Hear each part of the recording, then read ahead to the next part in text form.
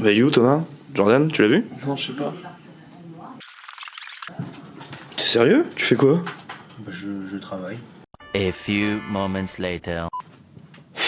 Putain t'es relou, t'es encore en train de jouer à Shadow, il y a des vidéos à faire, elles vont pas se faire toutes seules mec hein. Je suis en train de te faire tes captures. Non, au boulot là, c'est bon.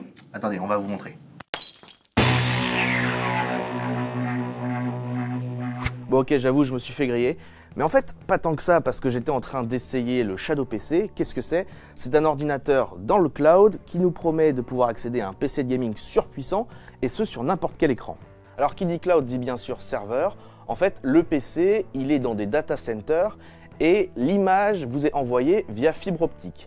C'est l'entreprise française Blade qui est à l'origine du projet, et ce PC surpuissant, on nous promet qu'on peut y accéder depuis n'importe quel écran bien sûr, à condition d'avoir au minimum une connexion de 15 mégabits par seconde, et c'est ce qu'on va vérifier maintenant. Pour accéder à ce service, il faut télécharger un client qui est disponible sur Windows, Mac, iOS et Android, et je vous vois déjà venir, oui mais j'ai rien de tout ça. Blade a pensé à tout, attention, c'est très long. Tada! Une petite boîte. Et alors en fait cette petite boîte elle agit comme un mini PC qui va simplement décoder le flux vidéo. Cette petite box elle est payante, elle coûte aux environs de 120 €, mais ne vous y attachez pas trop parce que le 27 février il y en a une nouvelle, la Shadow Ghost, qui est plus petite, plus silencieuse et surtout qui prend en charge le Wi-Fi. Allez, démonstration. Précisons que pour ce test on a pris une machine de bureautique dépourvue de carte graphique qui est à peine capable de faire tourner le démineur. On a tout un tas d'options. Sachant qu'on vous recommande quand même, à moins que vous soyez vraiment un gros bidouilleur, de laisser tous les paramétrages en automatique. Tada! Et donc une fois le Shadow démarré, on a accès à tout le PC. Alors nous on va vraiment s'attaquer uniquement à la partie gaming. On va tout mettre à fond. Yes, je vais mourir, j'adore. Parce que je suis nul, lol. Ça marche très bien, même en 1080 à fond les ballons. Alors évidemment, on pourrait se dire que la démonstration est un peu courte, et ça fait plusieurs semaines en fait qu'on utilise l'appareil, et on a constaté que ça marchait quand même très bien. Même au niveau de la manette, on ne ressent pas particulièrement de latence. Alors peut-être que les pro gamers, bien sûr, ressentiront une latence, notamment quand on fait du FPS, mais pour des jeux normaux et un usage, on va dire, assez classique, ça marche très bien. Maintenant, on va s'intéresser à ces fameux 15 mégabits. On a volontairement bridé notre connexion à ce seuil, et on va voir si ça marche toujours aussi bien. Allons-y. Alors comme vous le voyez, à 15 mégabits, c'est toujours tout à fait fonctionnel, ça marche très bien. Par contre, on constate que visuellement, il y a pas mal d'artefacts de compression. Si pour vous, c'est essentiel d'avoir le jeu le plus beau possible, essayez plutôt d'avoir une connexion un peu plus élevée. Mais franchement, à 15 mégabits seconde, surtout sur un petit écran, ça marche vraiment très bien.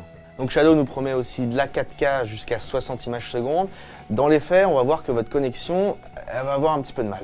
Alors en fait, il va y avoir deux choses qui vont faire que l'expérience peut être compliquée. Premièrement, votre connexion, parce que si le 15 mégabits seconde pour du 1080, ça marche très bien. Pour de la 4K, c'est même pas la peine d'essayer. Même à 60-70 mégabits, ici, ça a du mal. Et ça a du mal aussi pour une autre raison, c'est que Shadow, c'est une carte Nvidia 1080, on l'a dit. Sauf que la 1080, pour faire tourner des jeux en 4K 60 fps, il va falloir se lever tôt.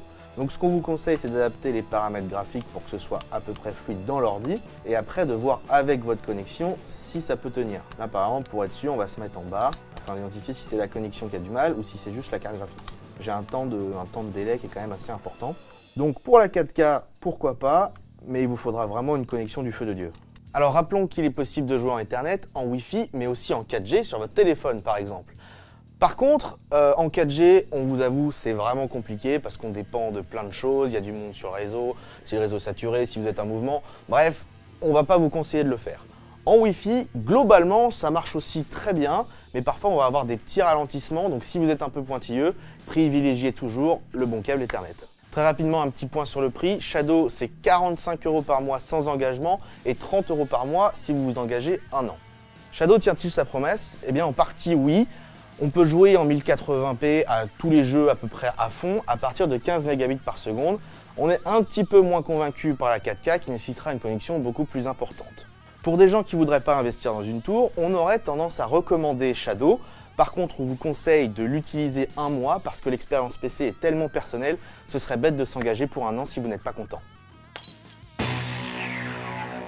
Merci beaucoup d'avoir regardé cet épisode de Crash Tech. N'hésitez pas à mettre un pouce bleu si la vidéo vous a plu. N'hésitez pas non plus à donner votre avis dans les commentaires. On se retrouve très vite sur 01net.com et sur YouTube.